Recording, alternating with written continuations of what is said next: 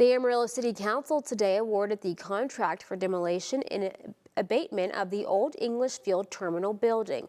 Fox 14's Jack Kessler has more on what this means and more on the history of the English Field. That story, a part of our Democracy 2026 coverage tonight. The contract is to abate hazardous materials and demolish the Old English Field Terminal building at the Rick Husband Amarillo International Airport. The cost is more than $469,000 and comes from the airport fund revenues.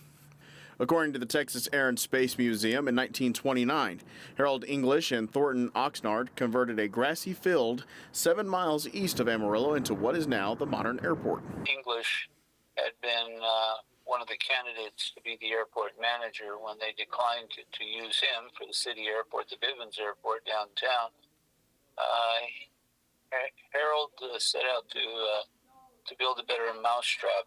They found the site of the Rick Husband Amarillo International Airport. The museum says in 1972, the Old English Field Air Terminal closed its doors and was replaced by a more modern facility on the other side of the airport.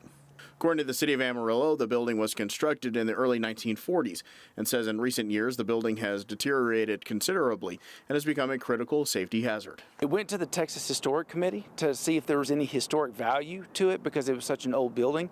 They found that there was no value to it and the building was dilapidated. So for future growth and development, we felt it was best to go ahead and tear that building down for safety purposes. Fernick talked about the city voting to demolish the terminal. Because we can is not a good reason. I think we need to look a little more into the preservation of that history. There's not a real estate need. It's not, if we don't have this space, we won't be able to progress. No, we have a really nice airport for that. We have all kinds of space. The city adds that the airport management has coordinated with the demolition with the Federal Aviation Administration as well, and adds all 3 associated structures will be completely removed and the site restored to a flat condition. Live in studio, Jack Kessler, Fox 14 News. Maya.